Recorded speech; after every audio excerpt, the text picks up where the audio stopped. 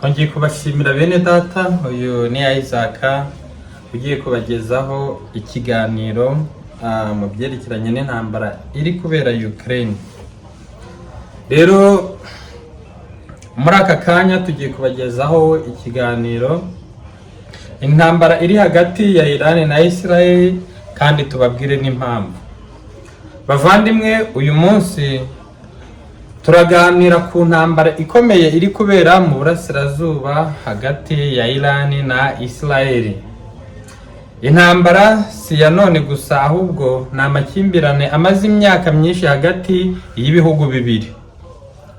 Ariko kuva mu mpera za Gashyantare muri 2026 ibintu byafashe indi ntera, kuko Israel hamwe na Amerika hagabwe ibitero bikomeye kuri Iran nayo igasubiza ibisasu bya misile n'indege zitagira abapilote. Iyo ntambara ishobora kugira ingaruka ku isi yose, ku bukungu. Ubungubu ubukungu bugiye guhagarara nabi, ibintu bya peteroli bigiye kuzamuka, ibiciro bizamuka. Ku biciro rero bya peteroli ubu biri kugenda bizamuka, kuko iyi ntambara nimara igihe abantu bagiye kujya mu bukene. Ni ku mutekano rero w'isi. Impamvu nyamukuru y'iyi ntambara, hari impamvu nyinshi zituma Iran na Israel batumvikana. Ikibazo cya nuclear. Israel ivuga ko Iran ishaka gukora ibitwaro bya nuclear weapon cyangwa ibitwaro bya kirimbuzi, ibintu Israel ibona ko byashyira igihugu cyabo mu kaga. Niyo mpamvu Israel na Amerika bagabye ibitero ku kigo cya Iran, bakora bijyanye na nuclear. Amategeko mabi hagati y'ibihugu.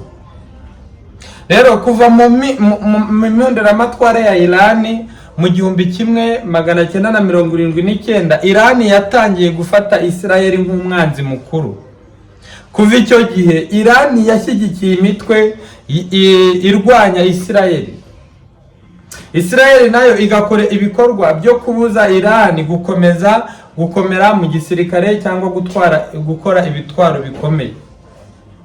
Iran ishyigikiye imitwe nka Hezbollah muri Liban. Murabizi intambara imaze igihe yari yaratangiye ikaza kurangira. Hezbollah Liban, naho murahumva Hamas muri Gaza. Iyi mitwe ikunze kurwana na Israel, bigatuma amakimbirane akomeza cyane. Rero mu mpera za Gashyantare 2026 ibintu byahindutse birakomera cyane. Israel na Amerika bagabye ibitero bikomeye ku bice bya Iran. Perezida wa Iran n'abasirikare bakomeye barishwe. Iran yasubije ibitero bya misiri ku bihugu byinshi harimo Israel n'ibigo bya Amerika. Hari abantu benshi bapfuye, kandi ibikomerezwa byinshi byarasenyutse. Raporo imwe zivuga ko abantu barenga 1000 bapfuye muri Iran mu minsi ya mbere y'iyi ntambara.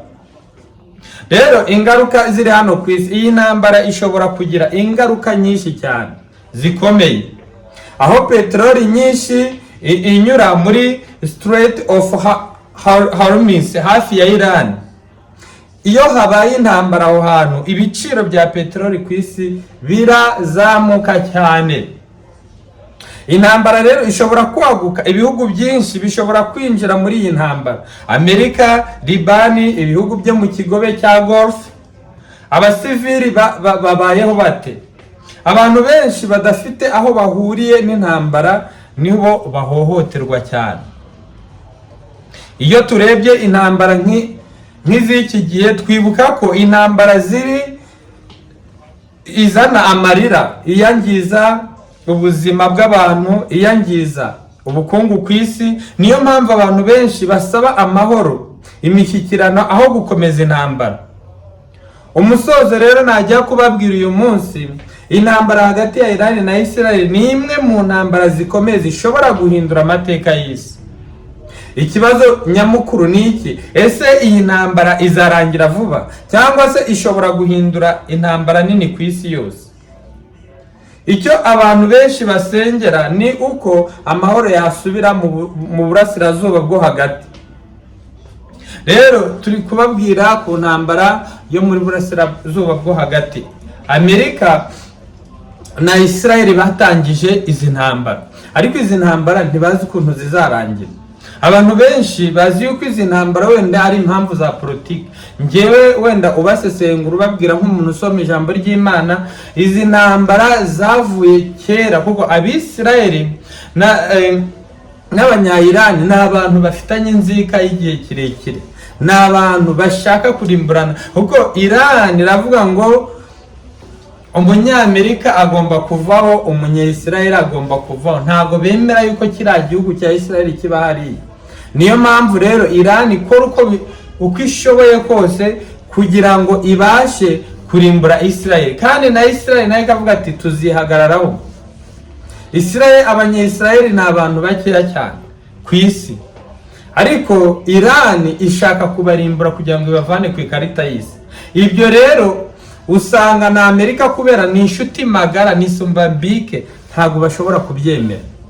Rero mese muri ibi biganiro munkoreye comment, ese mwumva yuko iyi ntambara yarangira gute? Ese ni iki twakora kugira ngo dusenge Imana ibashe kurangiza intambara? Kuko iyi ntambara nimara igihe, ibiciro bya essence birazamuka, ubukungu buratumba, rero ubukungu buramanuka, usanga ibintu byose twabonaga ku masoko byazamutse, amazi azamuka, amarenta azazamuka, ibiciro bizazamuka, akazi kazaba gakeya kubera peteroli ifatiye runini hano ku isi. So ndagira ngo mbabwire kuri Isaac Media, kugira ngo tujye dukora ibiganiro bigiye bikomeye, tugende mwisesengura ese ni iyihe mpamvu Israel na Iran ari abantu b'abanzi bakomeye ku buryo bifuzanya kurimburana bakavanwaho, ku buryo igihugu kimwe cyifuza kurimbura ikindi kikavaho, ku buryo ikindi gishaka ko kivaho, kandi Imana yaturemye kugira ngo twese tubeho. Rero izi ntambara Imana niyo ishobora kuba yazikiza. Rero ndagira ngo nkubwire mugenzi wowe usenga, uri mu cyumba cy'amasengesho, aho uri, umusanzu wawe urashobora gukora ikintu. Turashobora gusengera iyi si ikaba mu mahoro. Dufite amakimbirane ubwacu mu ngo zacu, hagati yacu, none intambara nayo irabaye. Ese turabaho gute?